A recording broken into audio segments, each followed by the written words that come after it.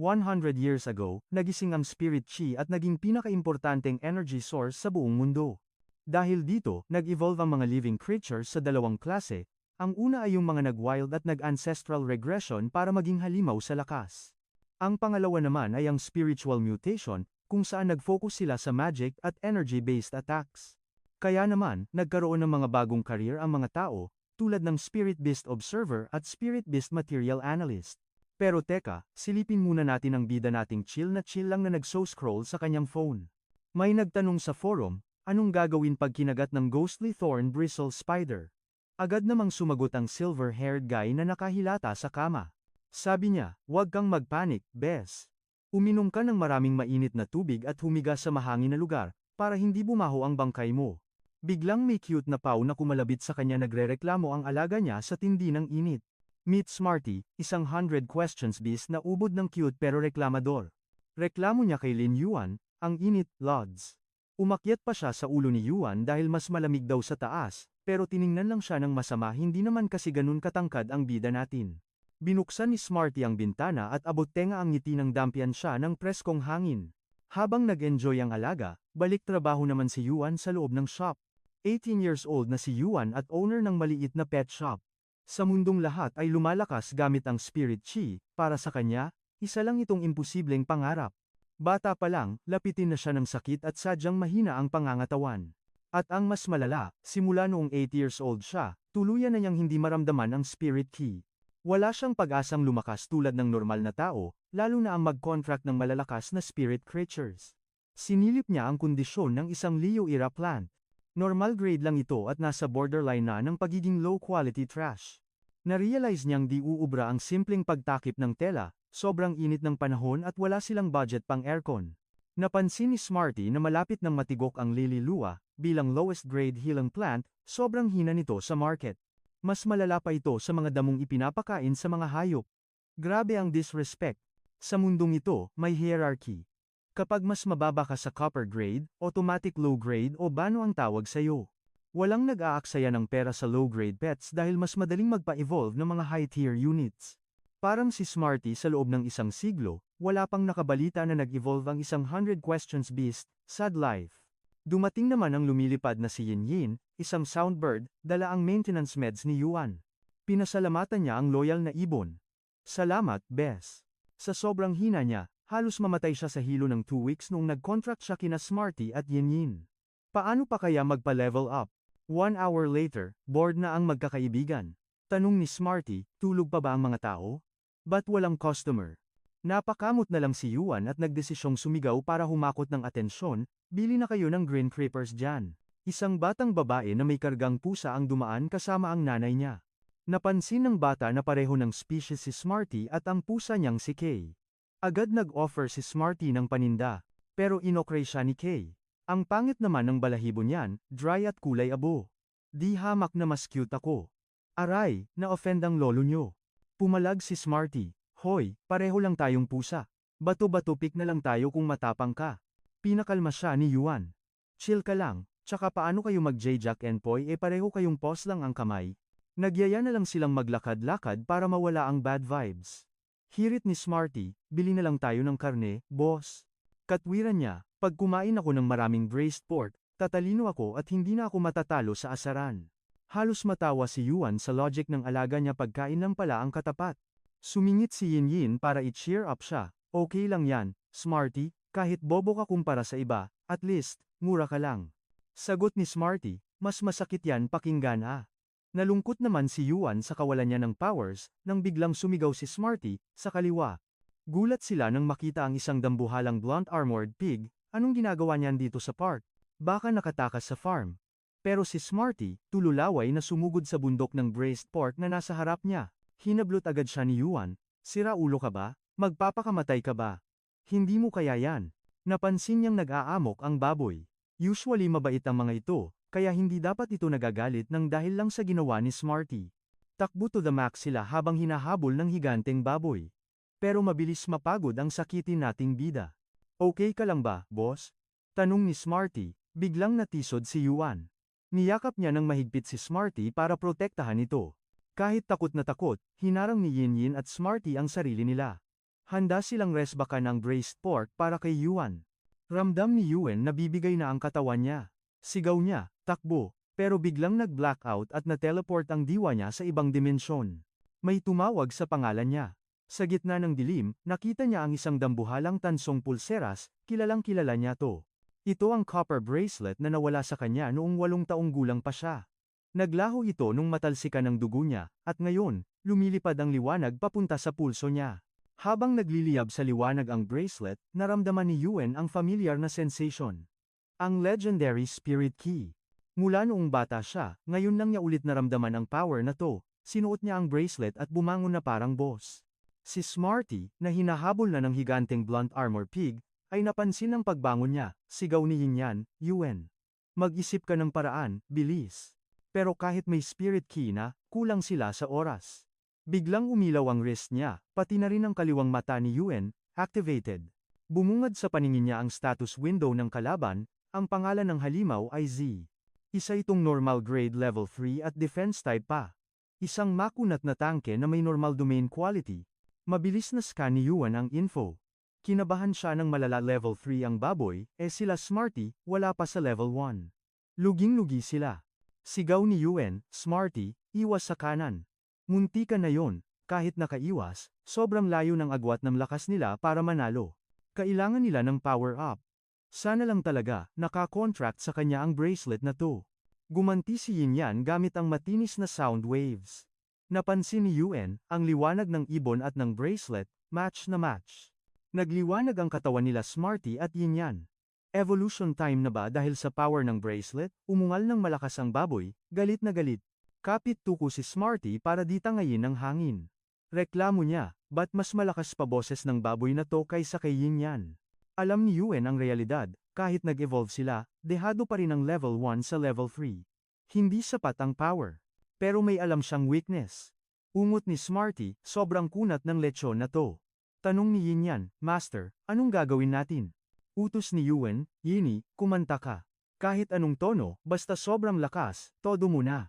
Bumirit si Yini ng todong off-key, aray sa tenga ng baboy, buti na lang immune si Yuen, sanay na siya sa mahigit 400 sparring sessions kasama si Yini. Nabwisit ang baboy at binaling ang atensyon kay Yini. Hinabol siya nito ng mabilis, na-realize ni Yini, siya na ang naging pain para makaligtas si Smarty. Sigaw ni Yuen, atakihin mo ang mata. Kapag nabulag yan, titigil yan. Titira na sana ng move si Yini, kaso, pumalya ang ilaw. Anyare, ayaw gumana ng skill, naubusan ng spiritual power si Yuen sa pinakaalanganing oras. Nagmakaawa si Yuen, bracelet, konting tiis pa please. Biglang bumalik ang energy, go na sa pag-atake si Yinyan, sa pool. Tinakpan ng mga balahibo ang mata ng baboy, habang nagwawala ito, turn naman ni Smarty bumira. Humarurot si Smarty, target lock, ang ilong ng baboy. Bullseye ang habol niya. Umatras ang baboy at aksidenteng nabangga si Smarty. Nahilo ang lodi natin, tanong niya, Master, panalo na ba tayo? Hirap na hirap si Yuen sumagot, oo. Ang lupit ng teamwork nila, pagkatapos noon, nawalan na siya ng malay, at nagpanik ang mga alaga niya. Karipas ng takbo ang baboy para tumakas, pero teka. Biglang may humarang sa dadaanan nito. Isang lalaking naka-wheelchair na may dalang beast, at isang babaeng alalay. Nagtaka sila, ba't may wild blunt armored pig dito? Nanlaki ang mga mata ng babae sa nakita niya. Nakilala niya ang balahibo galing to sa alaga sa bahay ni Yuen. Sabi niya kay Old Lee, ikaw na bahala sa baboy, hahanapin ko si Yuen. Sige, bilisan mo, sagot ni Lee. Nagiba ang kulay ng mata niya, naging pula at puno ng bangis gamit ang lakas ng kanyang beast. Samantala, ang diwa ni Yuen ay bumalik na naman sa misteryosong lugar na yon. Di niya na alam gaano siya katagal naglalakad sa panaginip na to. Ito ang tahanan ng makapangyarihang bracelet, salamat sa power-up kanina, bulong niya. Bilang sagot, kuminang ng napakaliwanag ang bracelet, nasa 40 to 50 square meters ang laki ng lugar. Napaisip si Yuen, ito ba ang tinatawag na internal space ng spirit creature? Skill ba, to ng bracelet? Tiningnan niya ang status screen, Mobius.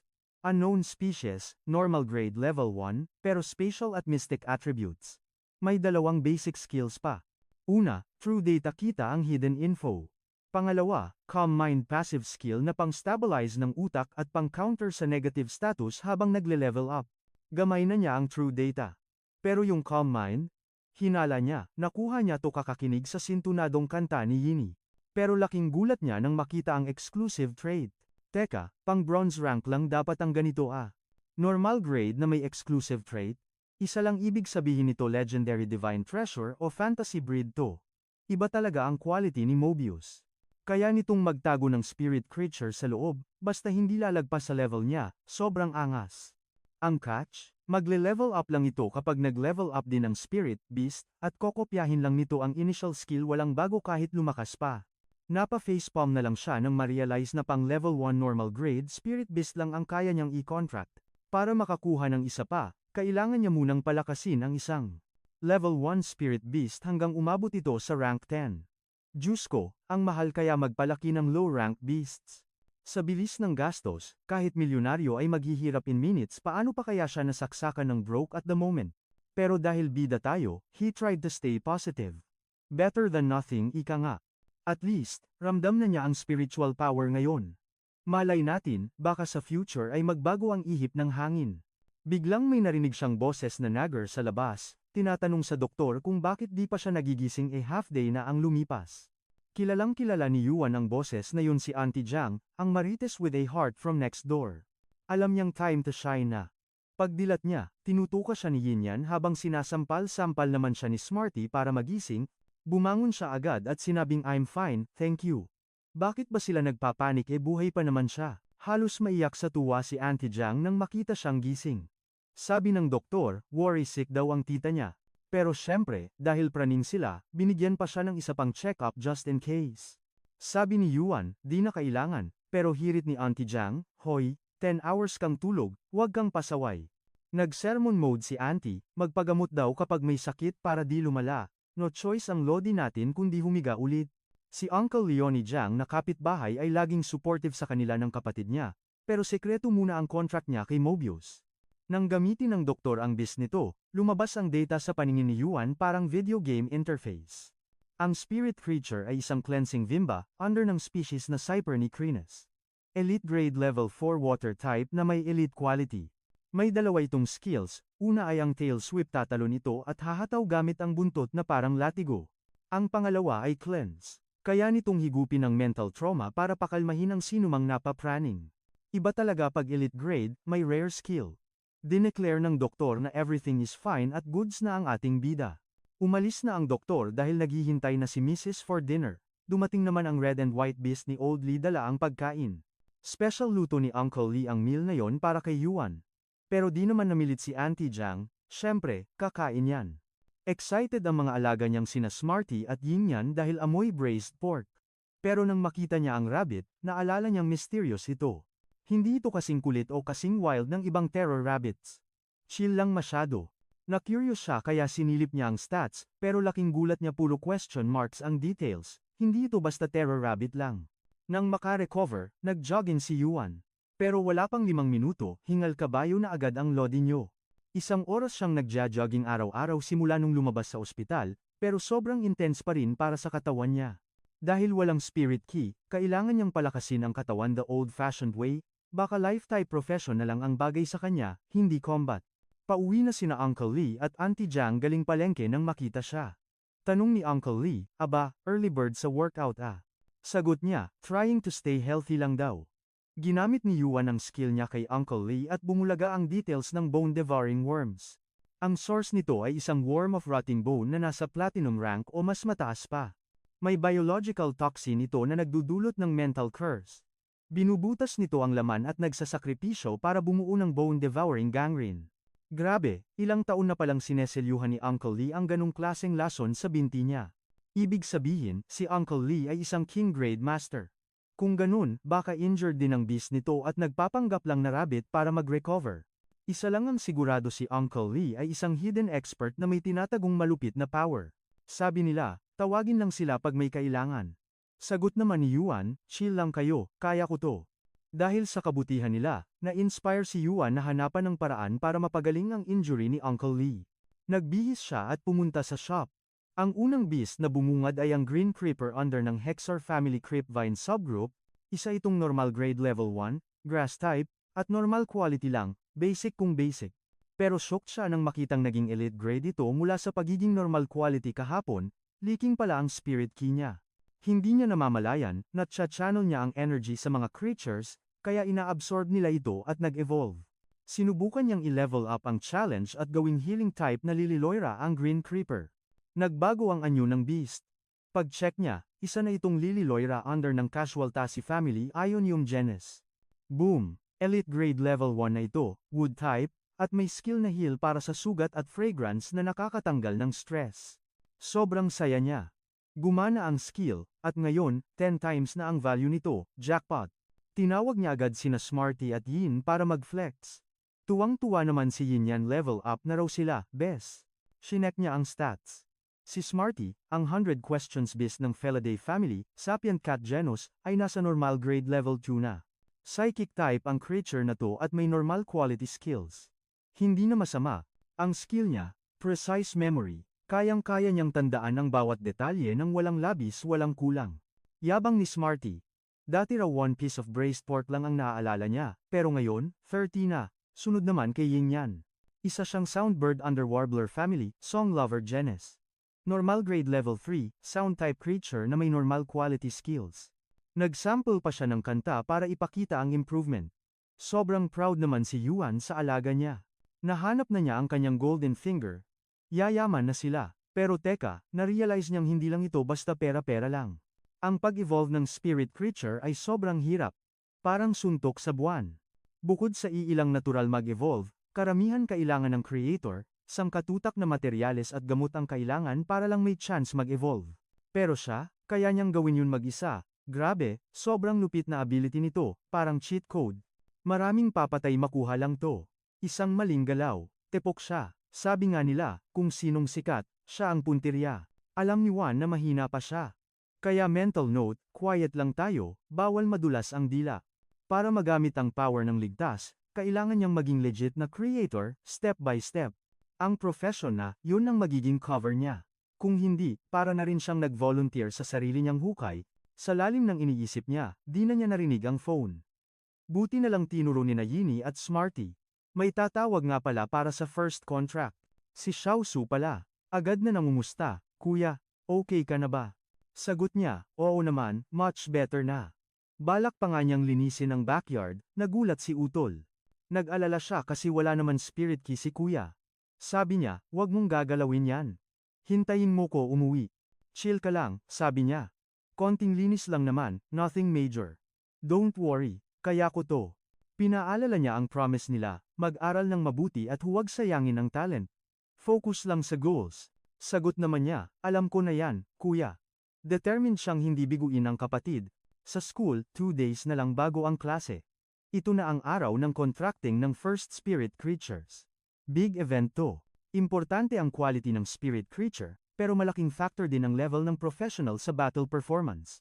Para sa combat professions, iba-iba ang compatibility range ng bawat type, may hiyangan yan. Kapag maling spirit creature ang pinili at hindi match sa affinity, pahirapan ang contract. Pwede pang masira ang mental power nila. Kahit sa lifetime professions gaya ng artisans o weavers, kailangan ng malalim na, long-term understanding sa spirit creatures para mapagsama ang spiritual materials. Hindi pwedeng bara-bara. Isa pa, combat training ang focus ng class nila. Kaya ang synergy sa spirit creatures, dapat pinag-iisipang mabuti. Dismiss na ang klase, pero pinaiwan sandali si Shure. May gustong sabihin si teacher. Tinanong siya ng teacher kung sigurado na ba talaga siya sa spirit creature na kukunin niya, pag-isipan mo munang maigi. Alam ni ma'am nagipit sila sa pera, pero sayang ang talent niya. Paparating na ang Federation's 100 Son Selection. Huwag mong palampasin ang opportunity na to. Naging matamlay siya pagkatapos noon. Meanwhile, sa bahay, feeling accomplished naman si Yuan, tapos na ang trabaho. Na-upgrade niya ang 300 Lilyluaras to elite grade. Sa tansya niya, at least 20,000 Federation coins din to. Sa wakas, mabibilhan na niya si Zui ng high-grade spirit creature. Biglang nagring ang phone unknown number. Akala niya, new customer. Perfect timing naman, saktong patapos na siya sa shift niya. Sino to? Tanong niya. Tumaas ang boses ng nasa kabilang linya, ikaw ba ang guardian ni Yu? Sumbong ni teacher, balak daw mag-contract ni Yu ng Grey Beetle, sayang daw ang exceptional talent ng bata. Ang Grey Beetle? Normal grade lang yun, nabibili sa halagang 200 coins. Sobrang aggressive pa naman noon. Walang kwenta ang skills at wala halos kumukuha noon, pagkain lang yun ng mga high-grade insectivores eh. In-explain ng teacher na ang affinity range ni Shu ay swak sa lahat ng defense-type spirit creatures. Bihira lang sa buong Violet Thorn City ang may ganyang klaseng talent. Demand ni teacher, dapat elite grade defense type ang ibigay mo sa kanya. Sagot niya, copy that, ma'am. Salamat po. Pangako niya, magpapadala siya ng matinding spirit creature sa loob ng 2 days. Pero para sa elite grade, kailangan niya ng at least 100,000 Federation coins, running out of time na ang lolo niyo. Mission impossible. I upgrade ang sandamakmak na normal grade green creepers. Target, maging elite grade lahat para sa ultimate defense pet ni Xiao Su. Kinabukasan, daig pa ni Yuan ang nag-walkathon na zombie. Wasak ang beauty sleep sa kakapiga ng spirit energy, pero worth it dahil mission accomplished. Medyo sketchy ang vibe sa spirit creature market. Kaya tago-tago din ang bracelet pag may time, baka mas-snatch ang yaman. Hirit ni Yuan kay Smarty, sure ka na ba talaga, Bes, G ka sumama sa gulo? Banat naman ni Smarty, oo naman. Di na uubra sakin yung drama mong bahay-bahay lang. Isa pa, master negotiator ata to. Pero napansin ni Yuan, mula nung nag-evolve si Smarty, naging pasaway na lodi na ito. Andyan na ang sundo. Sigaw ng driver, hoy, sa likod ng yellow line lang ang mga excitement. Hindi ordinaryong busto, mga lodi. Hila ito ng astig na spirit creature horse. Ibang-iba sa nakasanayan ni Yuan. Sabi ni Smarty, kaka-history book mo yan eh. Di ka updated sa latest trends ng transpo. 100 taon na ang nakalipas mula nung Spirit Key Revival. Bye-bye machines, hello spirit creatures na ang peg ng mundo. Sigaw ng driver, kapit mga suki. Harurot agad na parang Fast and Furious, sa sobrang bilis, tumalsik si Smarty sa bintana. Buti na lang, ninja move si Yuan at nahablot siya. Tanong ni Manong driver, pa-market din ba kayo? Swerte nyo, perfect timing ngayon. Nagtaka si Yuan, anyare po? Sagot ni Manong, di ka ba updated? May bumukas na dimensional rift sa labas ng Zia County. Grabe ang bakbakan. 2 days and 2 nights nakipagpatayan ang Violet Thorn Guards para ubusin ang mga halimaw na insekto. Balita ko, naka-duty pa rin ang squad nila sa area hanggang ngayon. Ang malalas, sa tabi mismo ng breeding base bumukas ang rift. Saklap diba? Tepok o baldado ang mga alaga, kaya yung mga nakatakas na staff, bagsak presyo ngayong binebenta ang mga survivor sa market, kaya pala nagkalat ang blunt armored pigs. Pagmamalaki ni Manong, nakadagit siya ng isa kahapon sa presyong divisoria. Pagkahain sa mesa, atak agad ang buong pamilya. Solve na solve, may nakareserba pang meat for later. Bilib si Yuan, lodi ka talaga Manong. Sabay request na ibaba na sila sa kanto malapit sa stall. Jackpot ito, dahil sigurado, bagsak presyo ang mga sugatan at disabled na spirit creatures. Oras na para sa treasure hunting. Pagdating ni Yuan, mata-mata agad sa paligid. Hirit ni Smarty, ako na bahala dito, master. Ano bang hanap natin at magkano ang datong? Target ni Yuan, defensive elite grade, spirit, creature.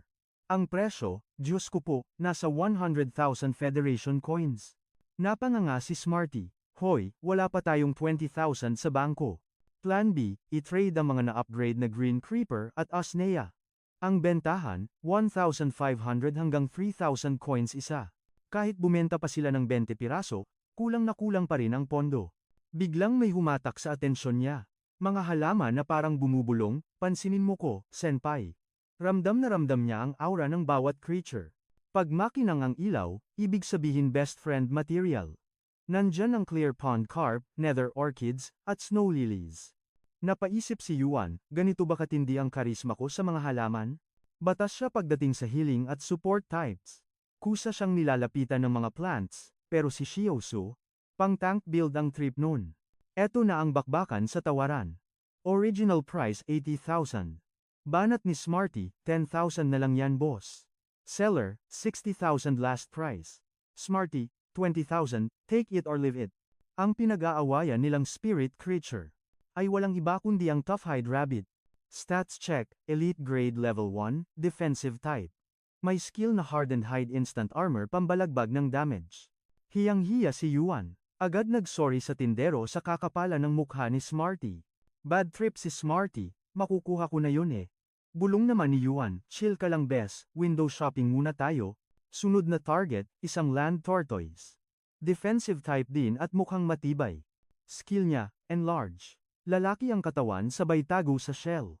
Perfect defense, walang makakalusot. Pero umiling si Yuan. Masyadong low level. Wala tayong oras mag-grind para magpalakas nito. Hirit pa ni Smarty, usad pagong pa yan, literally. Sunod nilang nasipat ang Phantom Claw Fox. Elite grade, defensive type. May skill na rollout iikot na parang bola at sasagasaan ang kalaban habang nakadepensa. Kaso, parang ganun din. Walang pinagkaiba sa naunang rabbit. Sabi ni Smarty, torpe yan. Paano mag-guard kung mahiyain? Balikan na lang natin yung rabbit, mas sulit yun. Hindi basta-basta susuko si Yuan sa paghahanap, kailangan niyang maging sigurista dahil one wrong move, tepok ang plano. Sa wakas, nasa huling pwesto na siya. Bumungad sa kanya ang isang coiled horn ship elite grade, level 7, at perfect quality pa. Meron itong parry skill, gamit ang dambuhala niyang mga sungay, kaya nitong i-block at i-defend ang anumang atake. Solid na tank build too. May horn assault pa na kayang mag-smash ng kalaban. Pero wait, nakita ni Yuan ang isang rare youngling sa grupo may control type skill ito. Same stats sa iba, pero imbes na basic horn assault, meron itong shock horn, iba rin ang datingan. Kaya nitong mag-vibrate ng sungay para i-paralyze ang target. Isang tama lang, stun agad ang kalaban. Wala nang kawala. Nag-offer si Yuan ng 100,000 coins. Pero sabi ni Manong Seller, teka lang, tatawagan ko muna si Mrs. Under desire yata si Kuya, pero bumulong si Smarty, lugi tayo dyan, boss. 50,000 lang ang market price niyan online kahapon. Kahit rare pa yan, 90,000 lang ang max.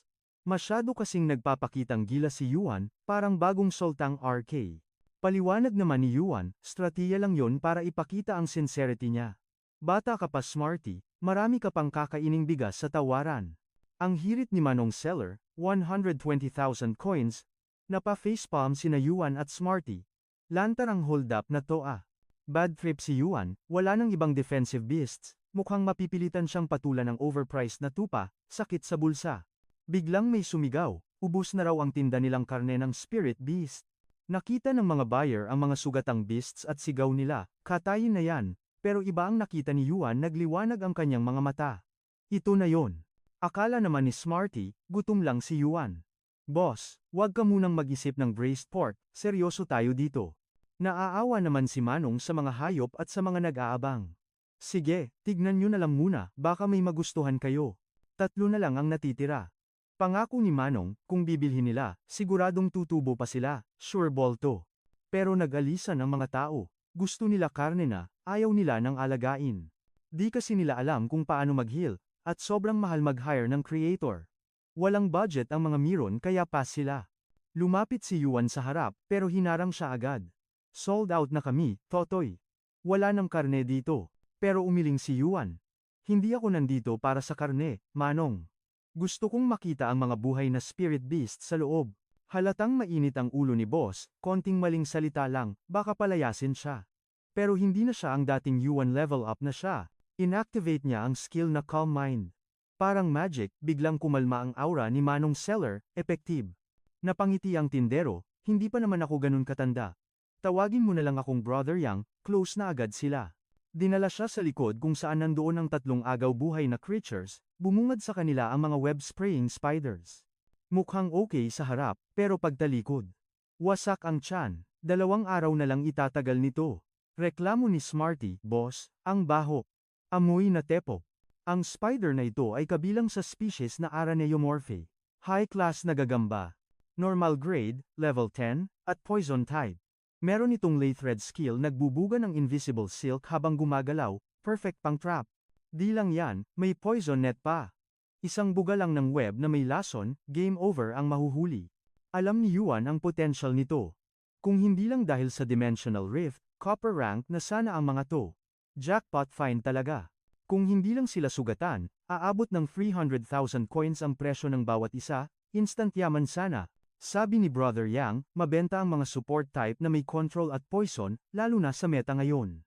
Kaso sa lagay nila ngayon, swerte na kung mabenta ko ng 150,000 ang dalawa, bagsak presyo na. Gustong-gusto na silang bilhin ni Yuan, kaso short siya sa cash.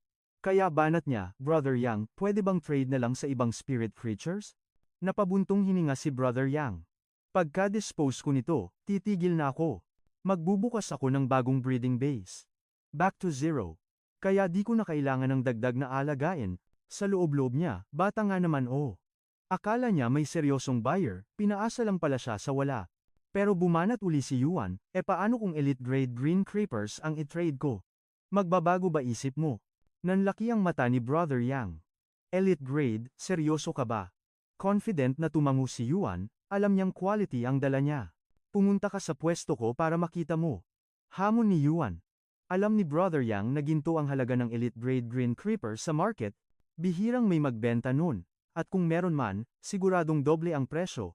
Dahil sa thrill, pinakita ni Brother Yang ang huling alas niya, ang creature na pinagbuhusan nila ng dugo at pawis. Isang Rhino Rock. Elite grade, level 10, earth type, at epic quality. Halimaw sa lakas. Meron itong Rockhorn skill. Balot ng bato ang sungay sabay sugod ng walang preno. Isang reckless charge na wawasak sa lahat. At ang isa pang skill, Sacrifice. Kapag nasaktan ng amo niya, kusa nitong sasaluhin ang damage. Ito ang tunay na tapat na guardian. Kumislap ang mga mata ni Yuan na parang nakakita ng ginto, agad siyang nagtanong, Boss, magkano ang benta mo dito? Jackpot ito, isa itong epic quality creature na malapit nang mag-evolve sa copper rank at defensive type na swak para kay Shu. Pero napakamot ng ulo si Brother Yang, seryoso ka ba, tutoy? Laspag na ang kondisyon yan ah. Ngumisi lang si Yuan, perfect yan para sa kin. Ang offer niya, 200,000 Federation coins. Take it or leave it. Nagduda si Brother Yang, may paraan ka ba para ihilang Rhino Rockox? Napaisip siya, baka naman may backer na malakas na creator ang batang to. Paniniguro ni Brother Yang, so, kukunin mo talaga tong 3 kapalit ng elite grade green creepers mo, deal? Kampanteng sumagot si Yuan, tiwala lang, Brother Yang. Hinding-hindi ka lugi sa green creepers ko. Hirit naman ni Smarty, legit yan. Di marunong maglay ang tropa ko. Napapaniwala na tuloy si Brother Yang sa confidence nila. Dahil sold out na ang items niya, ligpit pwesto na si Brother Yang para makita na ang goods. Buti na lang, ready ang kanyang spirit lock box. Isinilid niya ang Rhino Rock Ox at ang web spraying spider para bitbitin. Easy peasy lemon squeezy. Hinagis niya ang box at boom. Lumaki ito bigla, nanlaki ang mata ni Smarty, ano yan? Sagot ni Yang, spirit lock box yan, boy. Gawa to ng Ostrich Logistics, isang patented invention na pangmayaman. Pwede kang magtago ng spirit creature sa loob, nag-adjust ang size at nagiging magaan bitbitin. Manghang-mangha si Smarty, Lu. May ganyan pala ka high-tech? Ba't di tayo gumagamit niyan? Tanong ni Smarty. Mapait na ngumiti si Yuan, wala tayong budget para sa luho noon, tol. Pumasok ang dambuhalang Rhino Rock Ox. Halos di makapaniwala si Smarty na kasya ang higante sa ganoong kaliit na kaha. Nalungkot bigla si Brother Yang. Sayang, di naaabot sa copper rank ang Ox, parang pangarap na naudlot. Pagkatapos mag-emote, inilabas niya ang kanyang alaga ang astig na Tumor Crowned Fire Lizard. Member ito ng Horned Lizard family. Copper rank 7 out of 10, at normal quality, solid ang stats. Skill check, Shedding Fangs. Pagkagat nito, pwedeng matanggal ang ngipin at maiwan sa katawan ng kalaban para sa extra damage. At may death roll pa. Pagkagat, iikot ang katawan nito para laslasin ang laman at buto ng biktima. Brutal. Exclusive trait niya ang Burning Venom. Ang lason sa laway niya ay parang asido na nanunog ng balat. Deadly combo. Pero sa harap ni Yang, naglalambing ito na parang pusa. Ang cute naman. Proud na proud si Brother Yang, astig diba? Si Yuan naman, in-analyze agad ang creature gamit ang kanyang matatalas na mata. Rare opportunity to na makakita ng copper rank ng malapitan, yung Burning Venom trait, napakalakas na offensive weapon. Bilib na bilib si Brother Yang. Ang bata pa ni Yuan pero daig pa ang professional spirit creature researcher sa talino. Prodigy ba tong batang to? Isip niya, o baka naman may maalamat na master na gumagabay sa kanya. Feeling niya, tama ang desisyon niyang makipag-deal. Biglang may sumigaw na vendor kay Brother Yang. Reklamo ng mga tindero, hoy. Itago mo yung fire lizard mo, nanginginig sa takot ang mga tough rabbit namin, ayaw kumain. Pati yung fairy monkey, na trauma. Nagsorry agad si Brother Yang, pasensya na mga boss, aalis na kami. Sumakay na silang 3 sa fire lizard at humarurot paalis. Walang sinabi ang mabagal na thick-hoof donkey cart sa bilis nito. Sa wakas, nandito na sila. Comment ni Brother Yang. Malapit lang pala ang Lungganyo Yuan. Napansin niyang fresh pa rin si Yuan. Kadalasan, sumusuka sa hilo ang mga first-timer sumakay sa ganitong creature, pero sisiw lang to kay Yuan. Ang true thrill para sa kanya? Ang sumakay sa flying spirit creature at pagmasdan ng mundo mula sa langit. Kahit mukhang masusuka na sina Yuan at Smarty, nagpasalamat pa rin sila. First time experience din yon. Binuksan ni Yuan ang pinto habang nag-warning, pagpasensyahan nyo na ang bahay namin ha. Medyo simple lang to, pero feel at home kayo, sabi niya nang may pagpapakumbaba. Ginala ni Brother Yang ang mata niya, sa isip-isip niya, parang di naman dito nakatira ang isang big-time na creator. Pagpangit ang green creepers, cancel ang deal. Business is business, yan ang nasa isip niya, hanggang sa mahagip ng mata niya ang mga halaman. Nanlaki ang mata niya, kumpirmado, may creator nga. Imposibleng mapalaki ng ganito kaganda ang elite-grade green creepers nang walang tulong ng eksperto. Sobra-sobra ito sa ine-expect niya. As in, next level. Prime quality. Ito yung mga rare items na pinag-aagawan ng mga merchant sa Star Web. Ang sikreto, bago mag-evolve, binudbura ni Yuan ng energy ore ang lupa, kaya naman ang root systems, solid ang kapit. Kampante si Yuan sa quality. Nakita ni Brother Yang ang dagta mula sa cutting ng taba at ang lagkit. Na-realize niya, hindi nagyayabang ang batang to. Legit na top-tier elite grade ang nasa harap niya. Ito na ang swerte ko, sigaw ng damdamin niya. Naalala niya tuloy noong nagmakaawa siya sa isang master creator noon. Para tulungan kanila, kailangan mo ng rare spirit materials na pang-alay. Pero sa level niya noon, hanggang pangarap na lang yon. Siyempre, kailangang magpa-good shot si Yang kay Yuan. Tinanong niya kung happy ba si Lodi sa mga green creepers. Sagot naman ni Yuan, sobrang goods daw at oras na para sa real talk usapang presyo. Aminado siyang prime quality at elite grade ang mga items. Sa market, easy 30,000 ang benta nito na parang hotcakes, pero eto ang deal, 3,000 per pot, pero pakyawin niya ng 100 pieces. Nalula si Smarty sa laki ng numbers. Sinubukan niyang mag-mental math, pero nag-error 404 ang utak niya. Deal. Walang kaabog-abog na sagot ni Yuan. Kailangan niya ng bultuhang materials para mag-level up ang kanyang spirit key profession, at green creepers ang susi. Hindi barya-barya ang transaksyon na to. Pero napansin ni Yang, si Yuan, chill lang. Parang walang pressure at sanay sa ganito. Hinala ni Yang, sanay na sa big league si Yuan. Yung simpleng shop at ordinaryong damit, front lang yan ng isang powerful backer. Tinanong niya kung ilang araw ang kailangan para i-prepare ang mga goods. 7 days, sagot ni Yuan. Calculated na yan, 1 hour per pot, 2 days delivery time, at syempre, kasama na ang beauty rest. Sa isip ni Yang, hulog ng langit to. Akala niya malas, yun pala blessing in disguise. Umayon din ang RNG sa kanya. Matapos ang palitan ng Rhino Rock Ox at Green Creeper, sinabi ni Yuan na bumalik siya after 1 week para sa pick-up. Nag-alangan si Yang, sure ka ba Lodi? Ayaw mo ng deposit para sa remaining 70 plus na paso? Umiling si Yuan, huwag na. Full payment na lang pagbalik mo para minsanan. Sige, kita-kit sa 7 days, paalam niya. Pag-alis ni Yang, oras na para sa pinakamahirap na mission. Nilagay niya ang Rhino Rock Ox sa backyard. Tanong ni Yin Yan, dito na ba titira, yang dambuhalang yan forever? Sagot ni Smarty, di natin afford ang maintenance niyan. Pero seryoso si Yuan, kailangan muna natin siyang i-save. Sobrang hina na ng Rhino Rock Ox, critical condition na. Gamit ang skill, nakita ni Yuan na unti-unting naghihil ang mga scars. Nung na-confirm niyang effective, binilisan niya.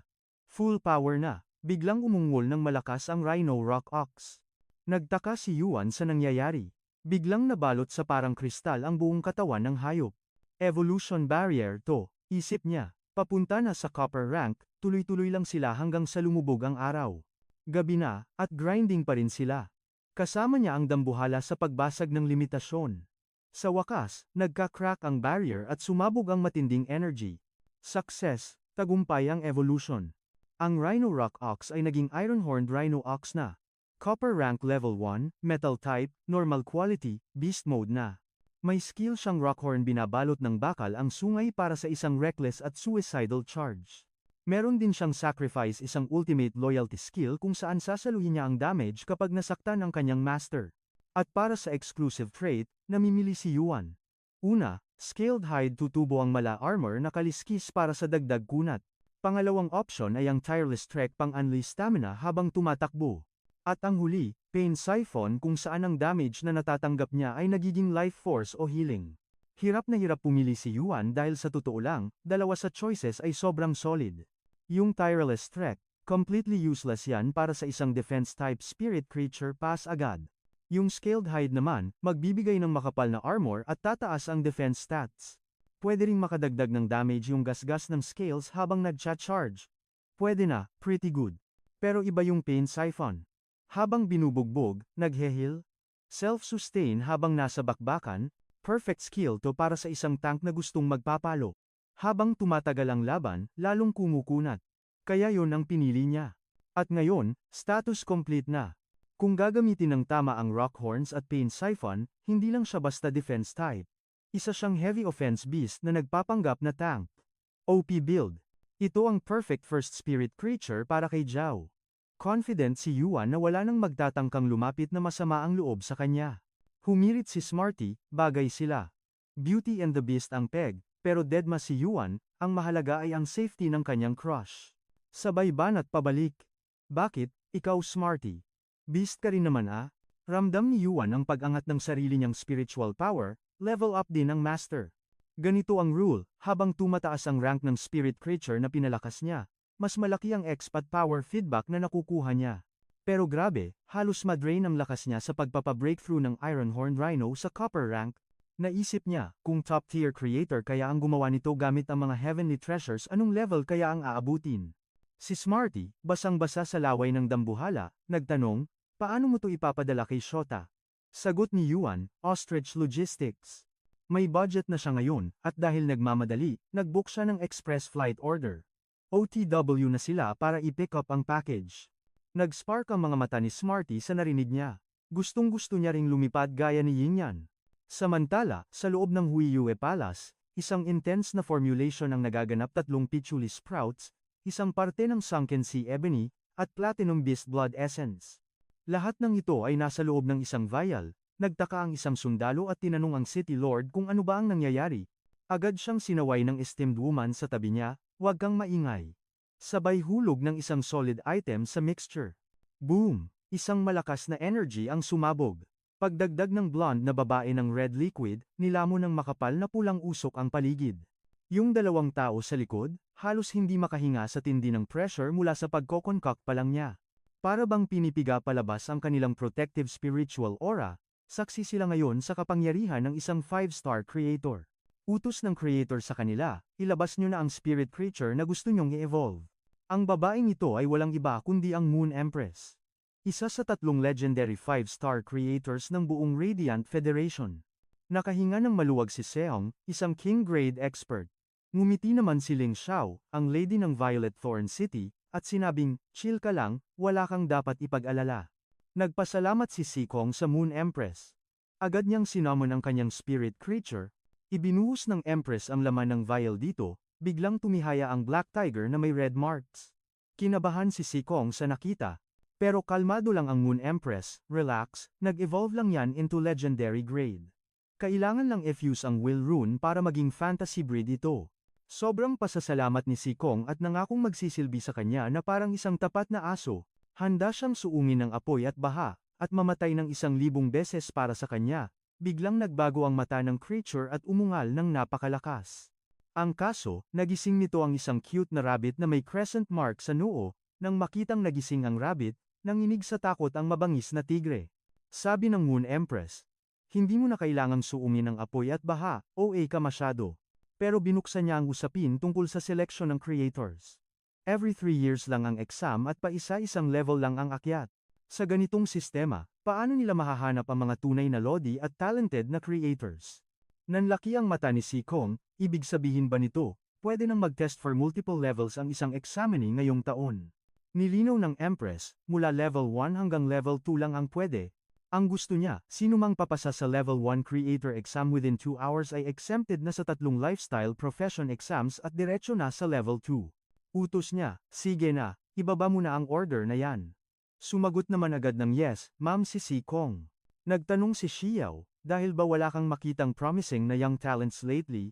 Yung mga hindi man lang maka-gets ng simpleng Will Rune?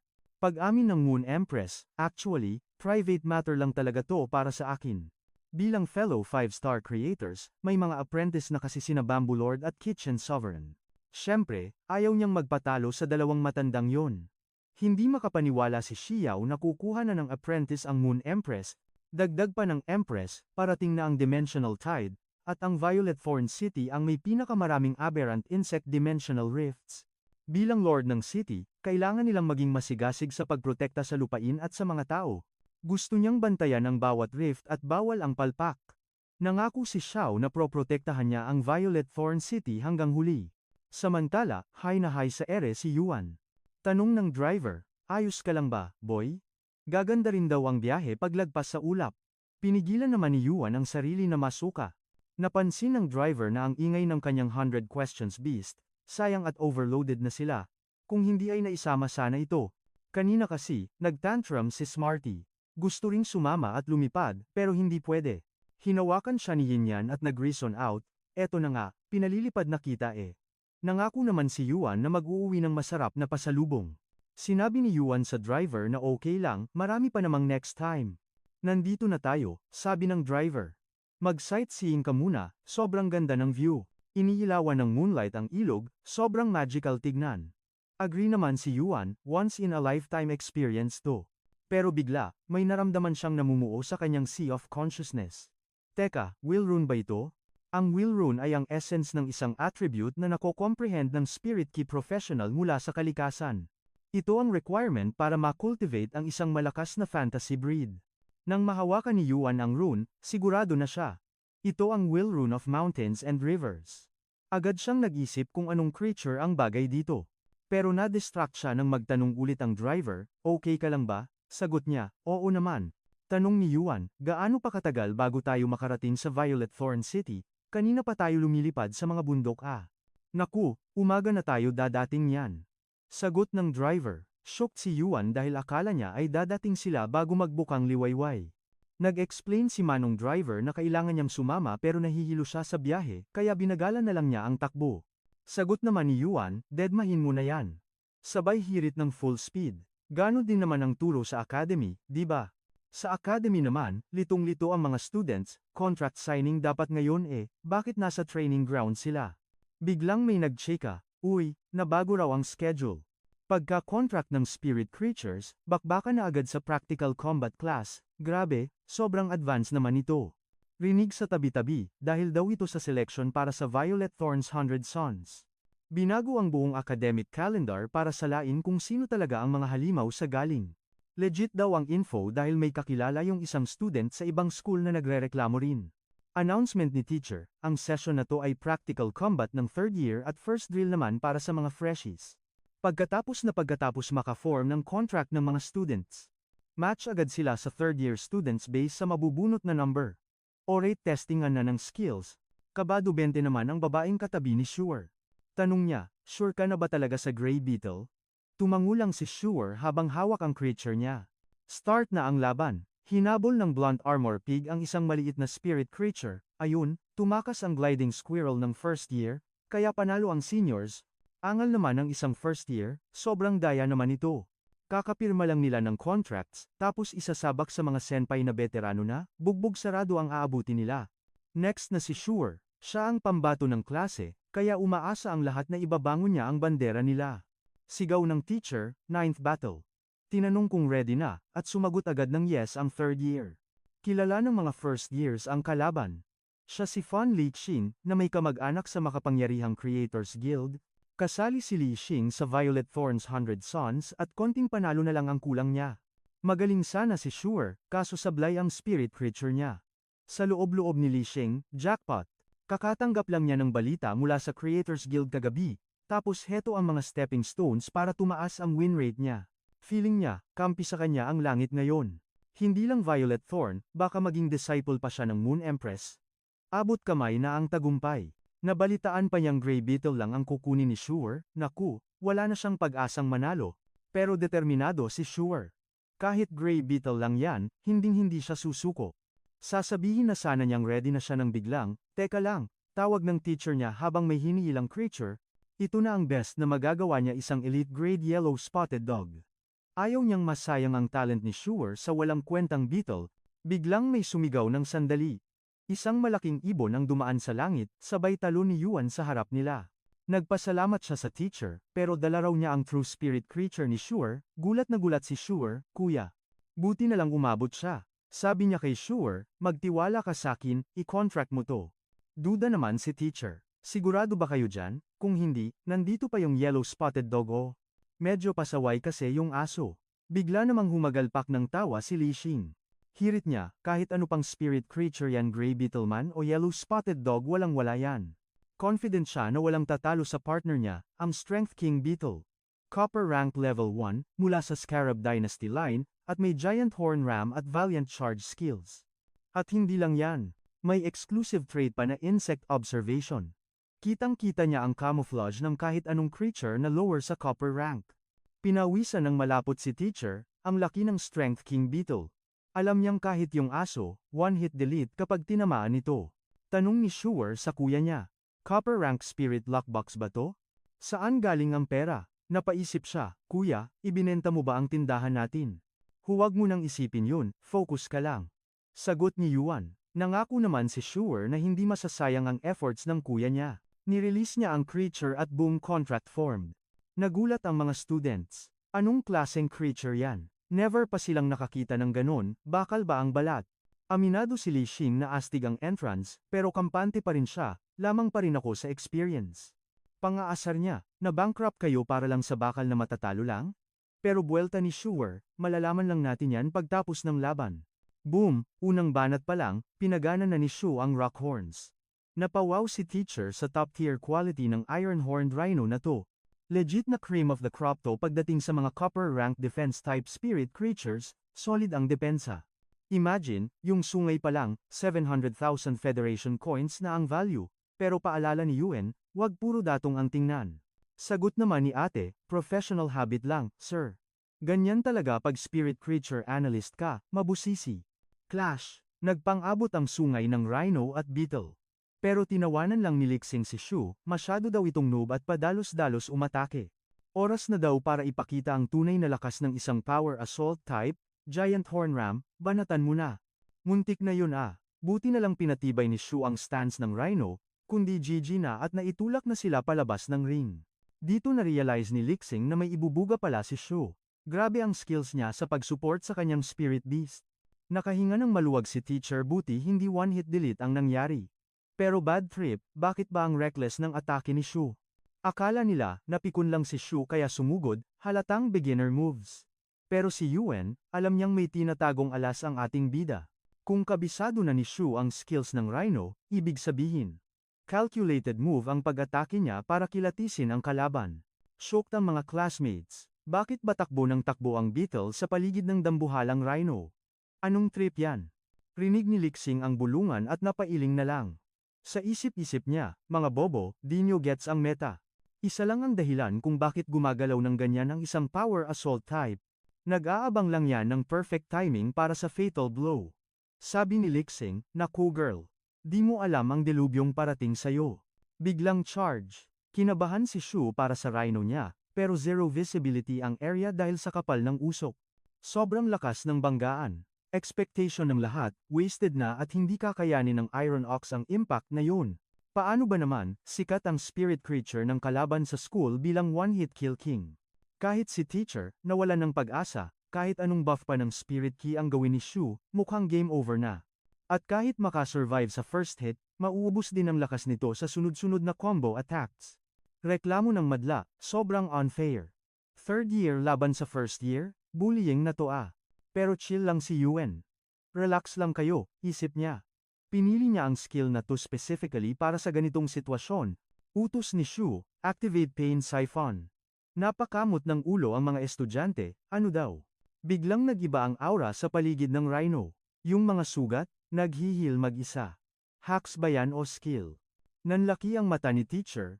Pain siphon, ang imbang skill na kayang i-convert ang damage para maging HP. Napaka-rare na exclusive skill nun. Si Yuan naman, todo ngiti, yan ang alaga ko, Lodi. First time sumabak sa PvP, first time makakita ng Iron-Horned Rhino, pero controlled na controlled ni Shu ang laban, iba rin.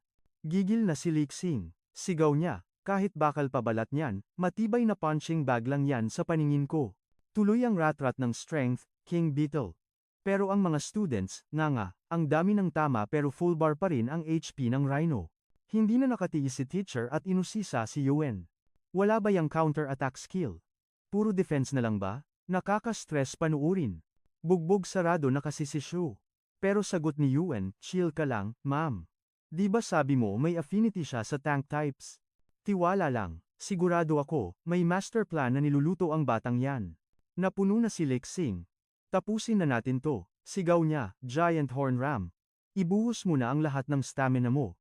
Heto na ang ultimate attack ng Beetle. Pero biglang boom, rock horns, ginamit ni Shu ang mismong terrain ng arena. Teka, legit ba yun sa rules? Pero si Yuan, proud na proud. Yan ang sinasabi ko, adaptability is key.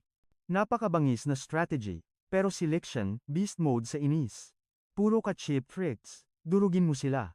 Nagliparan ng mga bato at debris. Walang tigil ang charge ng Beetle pero todo spam din ng rock horns ang Rhino. Crash, dumagundong ang paligid. Laglag pa nga ang lahat ng makitang nakatayo pa rin ang Iron Ox, walang matinag. Hindi sila makapaniwala evenly matched ang laban, pero halatang mas aggressive pa rin ang Beetle. Dito na nag-explain si teacher, ang Giant Horn Ram ay isang double-edged sword. Malakas ang atake, pero self-destruct type din ito. Lalo na't sobrang kunat ng kalaban. Bawat hit sa Iron Rhino may recoil damage na bumabalik sa Beetle. Sa madaling salita, habang nambubugbog siya, binubugbog din niya ang sarili niya. Masyado kasing min-max ni Lexing ang attack power at aim. Nakalimutan niyang isipin na posibleng mablock ang atake niya ng kaparehas na level, overconfident masyado, hindi niya inasahan na may tank na kayang sumalag sa ult niya. Alam na alam ni Yuan na ang high attack strategy ay para sa mga gustong tapusin ang duelo ng mabilisan smash and dash ang peg. Pero, epic fail si Lexing. Hindi niya magawang ma-one-hit delete ang kalaban, kitang-kita ang paghina ng power ng kanyang Strength King Beetle. Akala ng mga marites sa paligid, chamba gaming lang si Shu. Pero nilinaw ni teacher, nope, pure skill yan mga lodi. Kahit pareho silang spirit creatures, lugi sa endurance ang mga insekto. Iba ang kunat at tibay ng isang iron-horned Rhino Ox sa bakbakan. Isa pa, kapag rattled ang mental state ng contractor, damay pati ang kondisyon ng alaga. Mental stability is key, mga bes. Basic knowledge, yan na dapat alam ng bawat estudyante. Nasa module yan, hoy. Gigil na si Lexing. Imagine, isang freshie lang ang bumabalagbag sa kanyang copper rank beast gamit ang isang defense type, the audacity. Feeling niya, pinaglalaruan siya ng tadhana. Masyadong main character ang dating ng kalaban niya. Dahil pikon na, nag-dirty tactics ang Mokong. Inutusan niya ang Beetle na dumistansya at diretsyong atakihin ang little girl na si Shu. Tumalon at gumulong ang Beetle papunta kay Shu. Foul yon ref, sigaw ni teacher, habang si Yuan ay napapadasal na lang na makailag ang utol niya. Pero chill lang si Shu. Inutusan niya ang Iron-horned Rhino Ox na mag-spam lang ng rock horns sa sahig. Naglabasan ang mga bato at bugs. Nadale ang Beetle, tumilapon sa edge ng arena. Dahil doon, game over na. Shook si Lexing. Hindi makapaniwala ang lolo nyo. Panalo si Shu, nagdiwang ang buong first-year squad sa tagumpay. Na-realize ni teacher ang big brain move ni Shu. Yung only spam ng rock horns kanina, hindi yun nasayang. Nag-ipon pala siya ng terrain advantage para sa isang ultimate counter-attack na magpapatumba sa higanteng Beetle. Proud na proud si teacher. Hinampas niya sa likod si Yuan Lupet ng nakuha mong alaga para sa kapatid mo ha. Aray ko po, ma'am. Hinay-hinay lang, ang bigat ng kamay niyo, reklamo ni Yuan. Sabay takbo naman si Shu at niyakap ang kuya niya. Congrats, bunso. Bati ni Yuan. Pero nagpout si Shu, kuya, saan galing ang budget mo? Binenta mo ba ang shop natin? Paano na yung sakit mo kung wala tayong pera? Panic mode na ang ate niyo girl, nag-aalala sa health ng kuya niya. Chill ka lang, sagot ni Yuan. Magaling nako at mayaman na tayo, singit naman si teacher dahil time is gold. Sinabi niya kay Yuan na dahil sa talent ni Shu, irerekomenda siya ng school sa Violet Thorns 100 Sons Preliminaries. Ang Violet Thorns 100 Sons ay ang stepping stone para makapasok sa pinakaprestihiyosong Radiant Federation's 100 Sons Selection. Ito na ang rurok ng bakbakan sa buong bansa. Pangmalakasan talaga. Kahit first year high school pa lang si Shu, sapat na ang talent niya para makipagsabayan sa mga halimaw sa preliminaries. Ibubuhos ng academy ang lahat ng resources sa kanya. Confirm, mabilis na magle-level up ang batang ito. Nagpasalamat si Yuan, nangako siya na ibibigay niya ang lahat ng suporta para sa mga spirit creatures ni Shu. Ako na bahala sa supplies ma'am. Trabaho ko yon, sagot ng teacher. Sayang naman kung hindi aalagaan ang ganitong klaseng potential. Sinabihan niya si Shu, wala ka ng klase, di ba? Itour mo muna ang kuya mo sa campus. Nag-alala si Yuan sa naiwang aso, yung yellow spotted dog. Don't worry, sabi ni teacher, ako nang bahala sa doggo na to. Habang kumakain ng snacks, nag-flex si Yuan. Ramdam ko na ulit ang spirit key, kailangan mo pa ba ng resibo? Siyempre, to see is to believe. Sagot ni Shu. Alam niyang hindi biro ang presyo ng Rhino Ox na yon. Pinakita ni Yuan ang kanyang bank account. Nanlaki ang mata ni Shu sa dami ng zero sana all. Nung gumaling ako, kwento ni Yuan, na-discover ko na may talent ako bilang creator, kaya ayun, kumita ako ng malupit. Kaya wag ka nang mag-worry sa pera. Focus ka lang sa pag-aaral at galingan mo sa ranking matches. Stop ka na sa part-time work, okay? Ako naman, kukuha na ng creator certification exam. Tuwang-tuwa si Shu para sa kuya niya. Tara, celebration tayo. Kain tayo ng masarap. Hot pot tayo, request ni Shu. Sagot ni Yuan. Meanwhile, sa school, tinatanong ni teacher ang aso, Beb, gusto mo ng meat buns? Sa totoo lang, si teacher ang tunay na MVP dito, sana all ng guro ganito kabait. Nag-book ulit si Yuan ng Ostrich Logistics pa uwi. Habang nasa biyahe, naisip niyang kailangan na rin niyang mag-grind ngayong okay na si Shu. Hindi kasi madali ang exams, mga par, kailangan ng matinding review. Kailangan niyang bumili ng sandamakmak na libro para sa Spirit Creature Researcher at Material Analyst exams.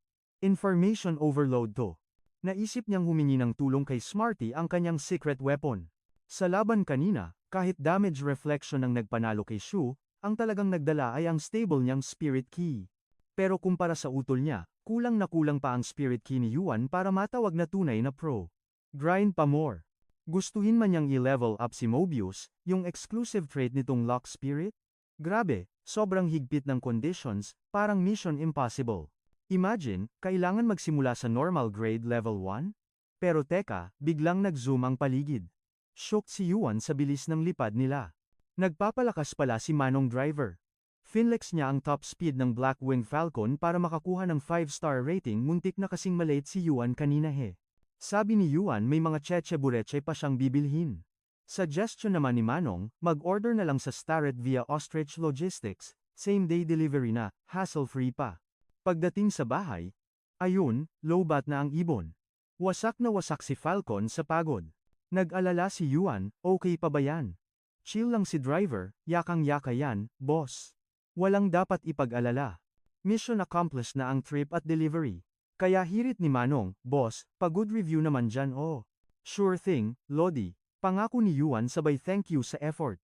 Pagpasok niya, bumulaga ang tambak na boxes, grabe sa online shopping spree. Plano kasi niyang magtayo ng online store. Para next time, di na kailangang sumugod sa spirit creature market. Iwas gulo, safe pa sa bahay. Sigaw niya, I'm back, agad namang sumalubong ang squad niyang sina Smarty at Yin Yan. Miss na miss siya ni Smarty, kaso biglang preno, naalala niya. Teka, nagtatampo pala ako dapat. Saway naman ni Yin Yan, wag na mag-inarte, na isama ka na sa lipad eh. Hirit naman ni Yuan, promise, next time kasama ka na talaga. Pero matigas ang ulo ni Smarty. Kahit braised pork, dinedma.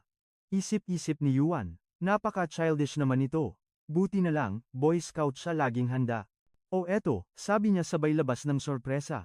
May peace offering ako sa'yo, wag ka na sad boy. Pagbukas ng can of cat food. Boom! Langhap sarap, bumigay agad si Smarty, di nakatanggi sa bango.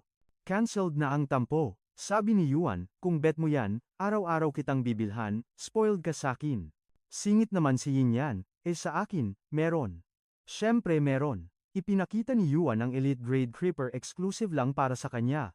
Solo flight na niya yung pot na yun starting today. Gulat si Yin Yan, dati kasi bawal niya tong kainin. Himala, bumait si Master. Napansin ni Smarty na puro buhat lang ng boxes si Yuan, tanong ng mata niya, hoy, di ka ba kakain? Mauna na kayo, sagot ni Yuan. Aayusin ko pa tong mga loot ko. Pagkatapos niya, punong-puno na ng paso ang buong kwarto. Kahit si Smarty na shook, sobra naman yata yan. Aminado rin si Yuan, di niya inakalang ganito karami ang in-order niya. Pero may napansin si Yin Yan, teka, iba tong tanim na to ah. Agad nilang inusisa ang misteryosong halaman. May card pang kasama, buy 100 green creepers, get 1 lily for free. Grabe, may pa-promo pala silang ganun? Jackpot! Biglang nag-flashback kay Yuan ang meta build niya, healing type, support type, at plant type ang perfect match sa kanya. Nagningning ang mga mata niya. Eto yun, sigaw niya. Ang healing plant spirit na hinahanap niya, nasa harap na niya may healing skill kahit normal grade pa lang. Smarty, Yin Yan, dito muna kayo sa baba, utos niya. Bantayan niyo yung mga green creepers, walang gagalaw ha. Pag-akyat sa kwarto, game face on na si Yuan. Inactivate niya agad ang kanyang exclusive skill, Lock Spirit. Lowbat na ang mental power niya dahil kulang sa pahinga. Pero nasimulan na wala nang atrasan to. Let's go. Success, natapos din ang Lock Spirit. Ang malupit, hindi na drain ang mental power niya gaya ng dati, iba din. Basta tuloy-tuloy ang pasok ng Spirit Chi, pwede na siyang mag-chain leveling. Power up malala. 1 hour later, boom! Ang Lililawara, naging elite grade level 1 legendary quality na. May skill na heal para sa mga sugat. OP na agad. Nakahinga ng maluwag si Yuan, finally, tapos na. Sunod niyang chinek ang status ni Mobius. Unknown species pa rin, pero elite grade level 1 legendary quality na rin siya. Same skills, pero biglang nagliwanag ng sobrang tindi. Pagdilat niya, nasa loob na siya ng lock spirit space ni Mobius. At teka, bakit parang mas lumuwag ang kondo ni Mobius ngayon? Biglang may boses, naririnig mo ba ako?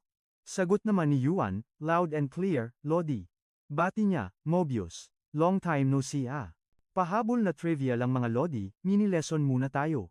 Pag ang spirit professional ay nakipag-contract, lagas ang mental power. Usually 2 to 3 spirits lang ang kaya, at ang pinaka-limit ay 5. Pero iba si Mobius, ang lock spirit ay exclusive trait lang niya. VIP feature kumbaga. Parang contract din, pero walang bawas sa mental power ng user. Si Mobius ang sasagot sa gastos, sagot ka niya. Ang dami ng pwedeng i-contract, depende, kung ilang beses nag-level up si Mobius, more levels, more slots. Pero may kapalit. Sa unang 10 years ng contract nila, reset to 0 ang sensing skills ni Yuan at sobrang hina ng mental power niya, nerf malala. Pero kung tatanungin si Yuan ngayon, may pa rin ang lagay niya, di pa rin ganun ka-solid. Balik tayo sa bida natin. Paninigurado ni Yuan kay Mobius, legit ba to? Nakakapagsalita ka na talaga? Sagot ni Mobius, oo naman, elite grade na ako Ang angas ng design ni Mobius, grabe. Tanong ni Yuan, ability mo ba tong space na to? Tumpak, sagot ni Mobius. At ikaw Yuan, pwede mong i-customize to anytime at gawing tambayan ng mga spirit creatures.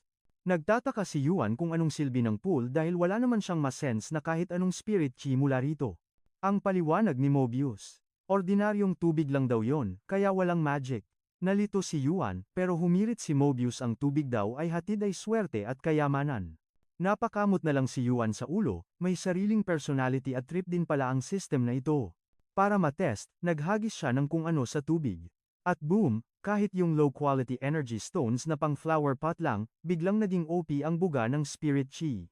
Sa labas kasi, normal lang na sumingaw ang spirit ki at hindi 100% ang efficiency, sayang lang ang energy. Pero iba ang lock spirit space. Walang tapon, walang leaked. Kapag nilagyan pa ng high-tier stones, siguradong magiging siksik, liglig, at umaapaw ang energy sa pool. Kinilig sa tuwa si Yuan nang ma-realize niya ang potential. Kapag dito siya nagpa-level up ng spirit creatures, siguradong speedrun ang progress nila. Kinumpirma yun ni Mobius. At habang tumataas ang rank niya, mas hahaba pa ang oras na pwede silang magstay sa loob. Pero syempre, alam ni Yuan na may kapalit ang lahat. Isang bundok na Federation coins ang kailangan para ma-sustain ang luho ng system na to. Diyos ko, kahit nga low-quality stones, ang sakit na sa bulsa. Paano pa kaya kung high quality na ang pag-uusapan? Kaya ang mission, magpayaman agad-agad, kaso biglang nag-glitch at nangupas ang katawan ni Mobius. Nagpanik si Yuan, hala, anyari sa'yo? Kalmadong sumagot si Mobius, chill ka lang, wala to. Ubus na kasi ang oras. Half an hour lang kada araw ang kaya niyang itagal sa ganung clear communication state, time's up na, bes. Siya ang first spirit creature ni Yuan, kaya nag-drama slide si Mobius. Sorry daw dahil sa loob ng 10 years, naging pabigat siya sa mental power at perception ni Yuan. Pero ngumiti lang si Yuan. Sus, wala yun. Dahil sa 10 years na yun, marami siyang na-realize sa buhay. Character development din yun no. Ang mahalaga, may pag-asa na ulit. Mahaba pa ang lalakbayin, at simula pa lang ito ng legendary comeback niya, pero sa ngayon, tulog muna, pagod ang lolo nyo. Bagsak sa antok ang ating bida. Kinabukasan, game face on na naman siya para gamitan ng powers ang mga Usnea o Green Creepers, habang si Smarty ay petiks at nag-internet lang, si Yuan naman ay todo kayod kalabaw. Ilang araw siyang walang tulugan hanggang sa abuti na ng madaling araw. Tulog mantika na sina Yin at Smarty. Pumunta naman si Yuan sa kabilang kwarto para ihil ang dalawang web-spraying spiders. Mission accomplished. Ligtas na ang mga gagamba, at ito ang bunga ng kanyang hardcore grinding. Makalipas ang 7 days, dumating na si Brother Yang sa shop.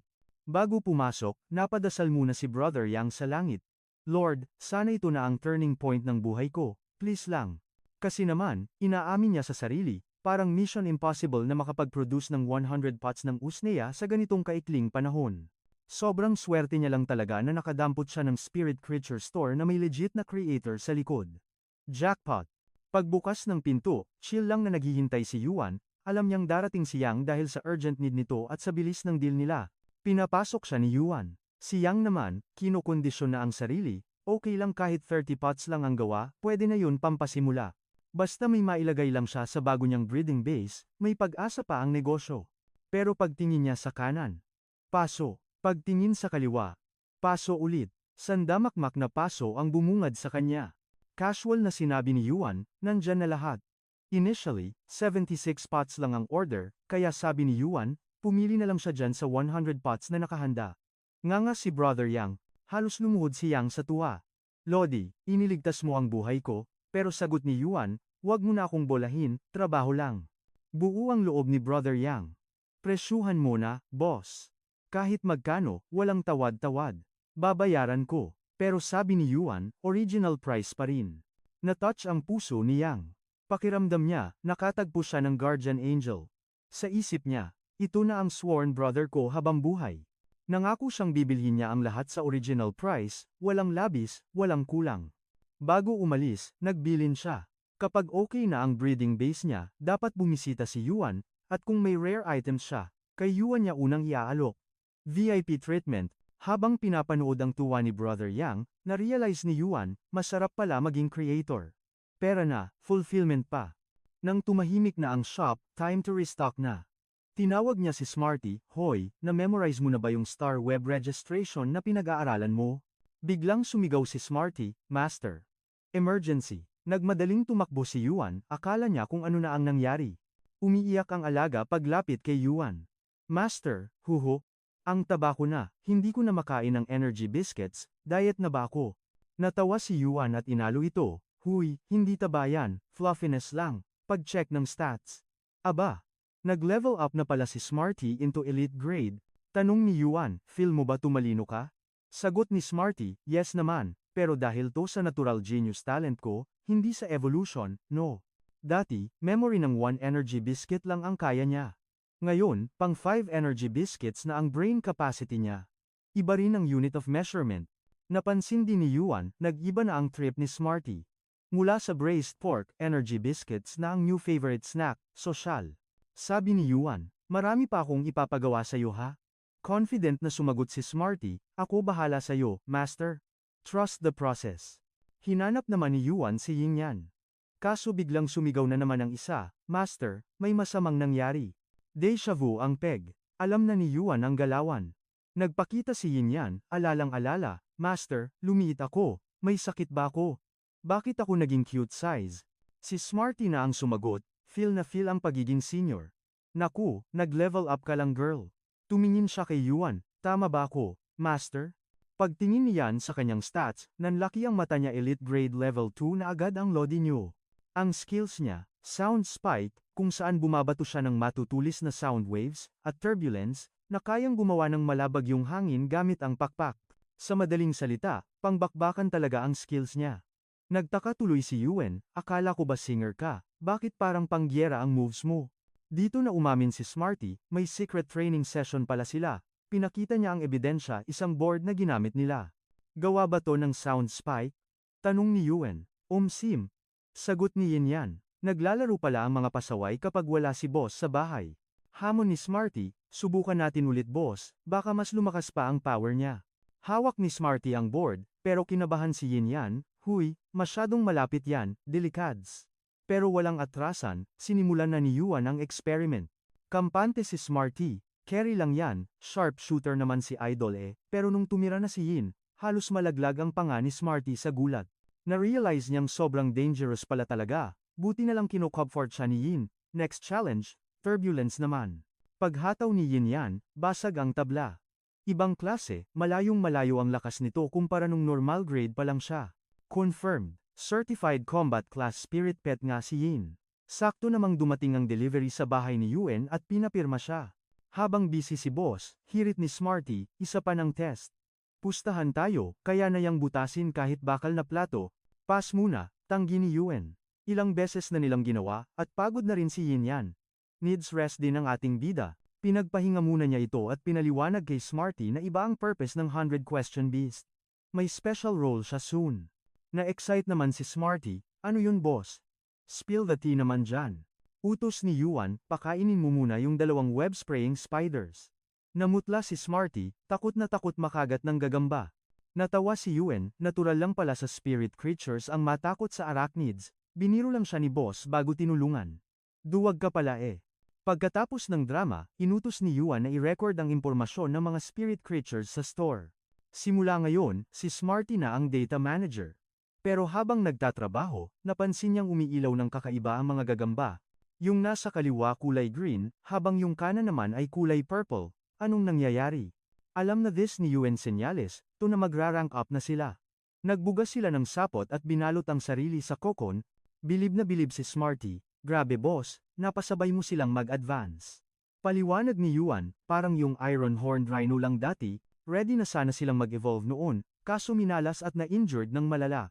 Wrong timing talaga. Pero ngayong full energy na ulit, automatic level up. Makalipas ang 2 oras, lumabas na ang mga spiders mula sa kokon, yung isa, tinahak ang landas ng prehistoric reversion. Bumalik sa ancient form, ang exclusive trait niya, fierce poison. Pati sapot toxic, matik-tipok ang kalaban pag nadikit. Yung isa naman, nag-spiritual mutation. Ang trait niya ay sticky web. Sobrang lagkit, parang clingy mong ex. Mas madaling makontrol ng spider ang galaw ng kalaban. Shook si Smarty, magkaiba ang evolution path nila kahit pareho ng pinanggalingan. Aminado si Yuan, di niya in-expecto. Mukhang solid talaga ang foundation na iniwan ni Brother Yang. Legacy is real. Ibenta na ba natin sila? Tanong ni Smarty. Registered na raw ang shop sa Starnet. Silipin daw muna ni Yuan. Ba't kailangan pa ng shop name? Reklamo ni Yuan, pero ni-reserve talaga ni Smarty ang part na to para kay boss. Nag-type na si Lodi. Ang napili, No Lost Spirit Creature Store. Ang username, Deep Mountain Old Forest. Napakamot ng ulo si Smarty. Nagpakahirap akong mag-apply tapos ang baduy ng pangalan, Boomer Moch. Deadma si Yuan, kinonfirm kung okay na ang star receiver. Testing time na ng Starnet card. All goods na, sabi ng system. Nag-scan siya ng card, at wow, ang bilis ng processing, high-tech. Tinap ni Yuan ang card sa mga paso, tapos pinuntahan ang spiders. Tanong ni Smarty, iscan din ba sila boss? Priority yan. Sagot ni Yuan, sabay birong iniscan si Smarty na parang aatakihin. Huli ka, balbon. Matapos ang kulitan, biglang nagbago ang paligid. Nasaan tayo? Sigaw ni Smarty. Welcome sa Starnet storefront, paliwanag ni Yuan. Hindi biro ang application dito, legit business space to sa virtual world. Namangha si Smarty, ang laki ng lugar. Doble ang laki kumpara sa bahay nila, sosyal. Kahit data lang ang Starnet, konektado ito sa reality. Virtual image lang ang nakikita pero real talk ang existence ng mga items. Teka, asan yung mga gamit natin sa bahay? Pagtataka ni Smarty. May bayad kasi ang decor dito, sagot ni Yuan. Practical si boss, tipid-tipid din. Inaral na lang niya ang menu bar. Pagkatapos, pumunta sila sa Star Community para mag-window shopping. Sabi ni Yuan, huwag kang malikot ha, baka mawala ka. Kaso nanlaki ang mata ni Smarty nakakita ng baboy. Grabe, 80 servings ng braised pork yan, sabay turo sa isang store. Gutom yan? Pumasok sila sa isang furniture decoration store at nagtingin-tingin si Yuan ng mga gamit na pwedeng pangpaganda sa shop nila. Sinalubong sila ng isang high-tech na robot para tanungin ang kailangan nila, at sobrang na-amaze si Smarty sa nakita niya. Sinabi ni Yuan ang order niya, naghahanap siya ng 2 flower stands at isang counter na may taas na 1.5 meters.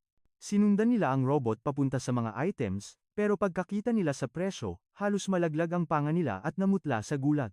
Nag-decide si Yuan na pass muna, dahil kahit may budget sila, parang hindi worth it gastusin doon, habang si Smarty naman ay confident na kaya niyang kopyahin yun basta magbigay siya ng 120% effort. Nagbakasakali si Yuan at tinanong ang intelligent robot kung nasaan ang mga pinakamurang upuan, kahit papaano, kailangan nila ng maupuan para sa mga guests, pero laking gulat nila nang malaman na 15,000 pala ang presyo nito. Sinubukan ni Smarty na tumawad ng 1,000 Federation coins, pero diretsahang sinabi ng robot na wala sa programming niya ang magbigay ng discount. Durog ang puso ni Smarty dahil hindi umubra ang charm niya sa pagtawad, kaya mabilis siyang kinonsole ni Yuan. Ipinaliwanag niyang robot lang ang kausap nila kaya walang feelings, at pagkatapos ay dumiretso na sila sa bookstore. Nagtaka si Smarty kung para saan ang mga libro, kaya pinaalala ni Yuan na balak niyang kumuha ng creator exam, kaya automatic na kailangan niya ng textbooks. Pagpasok nila, nahilo si Yuan sa dami ng libro, kaya ipinaubaya na niya kay Smarty ang pagpili ng mga bibilhin. Isa-isang binanggit ni Smarty ang mga title sa robot, at sa total, umabot sa 327 books ang napili niya, may free catalog pa. Tinanong sila kung ipapapackage pa, pero inutos ni Yuan na isave na lang sa knowledge chip at ipadala sa address na binigay niya. Bago ibigay, pinapirma muna siya ng robot sa isang confidentiality agreement at nangako ito, na ang mga biniling libro ay bawal gamitin ng iba maliban sa kamag-anak, kundi ay hahabulin siya ng Creators Association dahil sa leakage. Ngayong tapos na ang business nila, oras na para bumalik sa shop at magpahinga. Bilib na bilib si Yuan sa galing ng intelligent robot at naisip niyang bumili rin para magbantay sa store, pero pagdating nila, may taong nagulat sa biglaang paglitaw nila. Napansin ng babae na gumamit siya ng in-store teleportation, kaya agad itong nagtanong kung siya ba ang may-ari. High blood agad si ate girl at nagreklamo kung bakit walang intelligent robot ang shop, nagmukha tuloy siyang tanga sa kakahintay. Nagsorry agad si Yuan at nag-explain na bagong bukas lang ang maliit nilang shop kaya hindi pa sila nakakapag-prepare ng robot. Sa loob-loob ni Yuan, naiinis siya dahil kaedad lang naman nito si Jower pero kung umasta ay parang kung sino ng mataas na nilalang. Bigla ba naman siyang tinawag na uncle at tinanong kung magkano ang presyo ng 2 gagamba. Natulala si Yuan dahil sa uncle zone, habang ang customer naman ay demanding na nagpapaliwanag tungkol sa mga spiders at sa presyo nito. Nagbanta pa ito na wag daw siyang tagaan sa presyo dahil no loss ang pangalan ng shop, habang si Smarty naman ay gumugulong na sa kakatawa dahil sa uncle remarks. Professional pa ring nag-explain si Yuan na ang maliit na spider na may mahahabang binti ay isang web-spraying spider na may exclusive trait na sticky web. Nakahinga ng maluwag ang babae nang ma-realize niyang hindi pala ito poisonous. Sunod na pinakita ni Yuan ang mas malaking gagamba, isang greenish web-spraying spider na may nakakatakot na exclusive trait na fierce poison. Sa sobrang gulat ng babae, nawalan siya ng balanse at bumagsak sa sahig dahilan para matanggal ang kanyang bihat at tumambad ang kanyang kalbong ulo. Nang makita ito ni Yuan, naisip niya agad na mukha itong braised egg, pero hindi niya ito pwedeng asarin dahil professional siya. Pinilit niyang maging seryoso, pero si Smarty ay tumutulo na ang laway at biglang sumigaw ng braised egg, sa harap mismo ng babae, kaya na-horrify si Yuan. Napahawak ang babae sa kanyang ulo at na-realize na nawawala ang kanyang sombrero kaya namula siya sa sobrang hiya. Nagmamadali siyang mag-explain na side effect lang daw ito ng treatment matapos siyang matusok ng ghostly thorn bristle spider at tutubo rin daw ito after a few months. Paulit-ulit niyang diniin na hindi siya braised egg, at napaisip si Yuan dahil parang narinig na niya ang tungkol sa gagambang yun dati. Biglang tinanong ni Yuan kung interesado ba siya sa spider-type spirit creatures, at natigilan ang babae. Pinilit ni Yuan na kunin ang sagot niya kaya lalong na bad trip ang babae, at nilinaw nito na hate niya ang mga spider-type creatures. Nagtaka si Yuan kung bakit siya naghahanap ng ganoong creatures at lumalapit pa sa delikadong tulad ng ghostly thorn bristle spider kung ayaw naman pala niya. Napilitang umamin ng babae na wala siyang choice dahil ang affinity direction niya ay para talaga sa spider-type spirit creatures. Napangiti si Yuan sa isip niya at sumang-ayon na may mga pagkakataon talagang hindi tugma ang gusto ng tao sa tadhana nila, at ang taong pinakaayaw sa mga gagamba, siya pa ang nakatakdang maging master ng mga spider-type creatures. Pero kung titignan sa ibang anggulo, ang Arachnia ay isang exceptionally broad category ng spirit creatures. Ibig sabihin nito, napakalawak ng pwedeng maging development direction ng babaeng ito. Higit pa roon, na-afford niyang magpagamot matapos ma-poison ng isang ghostly thorn bristle spider, ibig sabihin ay may power of money siya. Nakakatawa man isipin, pero kung si Yuan ang nasa sitwasyon niya, naghukay na siya ng libingan sa hiya pero sinabi ng babae na wala raw doon ang hinahanap niya. Pinigilan siya ni Yuan bago makalabas, at sinabing kung pang-combat ang hanap niya, meron silang control at poison types na parehong sikat at may exclusive traits. Nag-inarte si ate girl, kesyo weak daw yung exclusive traits ng dalawang web-spraying spiders. Ang gusto niya kasi, isang spider-type spirit na may malupit na control abilities. Napanganga na lang si Yuan sa sobrang taas ng standards ni ate. Weak pa pala yun sa lagay na yun? Nilinong niyang hindi naman sa stats ang issue, kundi sa trait. Gusto niya ng rare na transparent web, kahit mag-burn pa siya ng pera sa custom order ng mga elite grade. Amoy na amoy ni Yuan ang pagiging RK ni ate, pero amoy stubborn din. Sobrang rare kaya ng exclusive trait na transparent web, parang SSR sa gotcha. Kahit mag-custom order pa, kung malas ka sa RNG, baka maka 10 o 20 spiders ka na, wala pa ring lalabas. Pero iba ang confidence ni Yuan, mukhang kaya niyang gawa ng paraan to. Tanong niya agad, ilan ba ang kailangan mo? Na-offend si ate. Akala ba raw ni Yuan, porket cute at innocent siya ay madali na siyang mauto, hirit pa niya. Kahit medyo pogi ka, di ako basta-basta naniniwala, no? Medyo na bad trip si Yuan, pero biglang nag-buffer ang utak niya.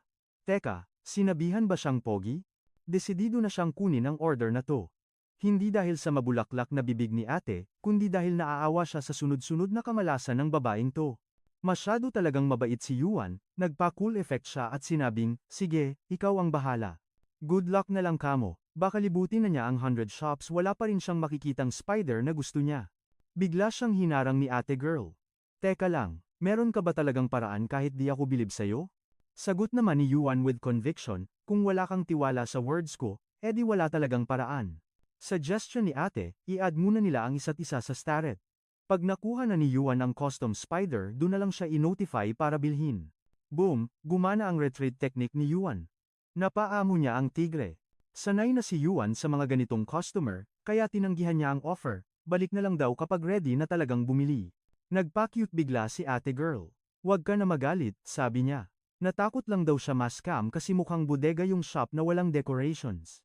Mapilit talaga, i-add daw siya bilang friend, at kapag na-customize na yung spider babayaran niya agad ng walang tawad.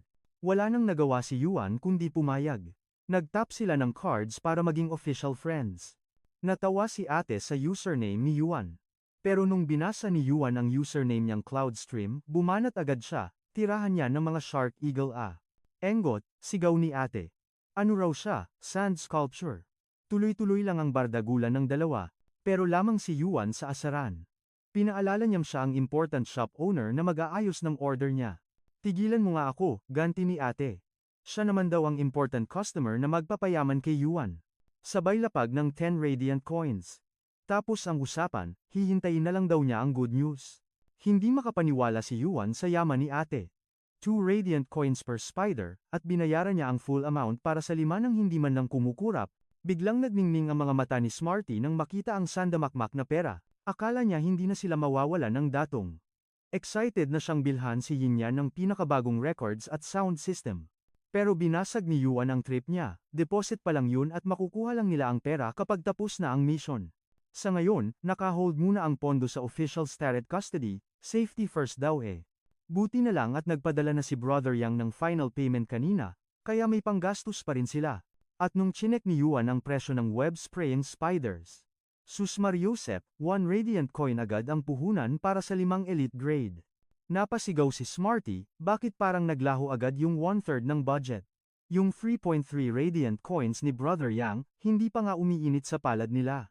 Napaisip si Yuan, kung normal cultivation ang gagawin niya, baka maubos lang ang pera nila sa kakabili ng spirit materials. Kaya pala ganun na lang kadaling magbitaw ng 10 radiant coins yung braised egg girl na yun, alam niyang magastos. Na-depress si Smarty nung makita ang financial status nila, mababawi pa kaya ng maliit na shop na to ang puhunan? Pinakalma siya ni Yuan, may intelligent robot na sila ngayon, kaya mababawasan na ang stress nila sa operations. Pero kailangan pa rin nilang magtipid. Hindi pa nila alam kung magkano ang aabuti ng expansion ng storefront nila, pero duda pa rin si Smarty. Bago sila umalis kanina, ni isang anino ng customer, wala silang nakita. At yung lumang robot na dala niya? Mukhang tanga lang, sabi na lang ni Yuan, think positive tayo, bro. Basta ma-perfect nila ang order ni Braised Egg Girl, jackpot na sila sa future funds, pero Wally, hindi pa rin na-cheer up si Smarty. Bagsak balikat na umakyat si Smarty para makipaglaro na lang kay Yin Yan. Pahabol ni Yuan, bawiin natin yan mabilis lang. Dumiretso naman si Yuan sa kanyang mental space para kausapin si Mobius. Oras na para pag-usapan ang spirit creature para sa next stage ng lock spirit niya. Pero ang sagot ni Mobius, malabong mangyari, yan, boy. Naku po, sermon mode on na naman si Master. Wag daw waldas sa pera dahil limited lang ang resources at kailangan ng super higpit na budget control. Gets naman ni Yuan na cash is king, pero, di ba? Pag lumakas ang powers niya, easy money at mas mabilis nakita ang kasunod? Invest in yourself ang peg niya. Tapos, binida niya na may target na siyang spirit creature para sa next level ng kaniyang lock spirit, pero syempre, gusto niya munang humingi ng advice kay Lodi. Ang napupusuan niya, walang iba kundi ang spirit siphon goldfish. At boom, diyan muna nagtatapos ang kwento natin for today. Bitin ba? Kung gusto niyo ng weekly chapter update sa series na to, lipat na kayo sa second channel ko, ang Manoa Updater. So, kung ayaw niyong maging huli sa balita, sugod na doon at sumali sa update gang. Maraming salamat sa panunood mga Lodi. Stay cool, stay awesome, at kita-kits tayo sa susunod na video.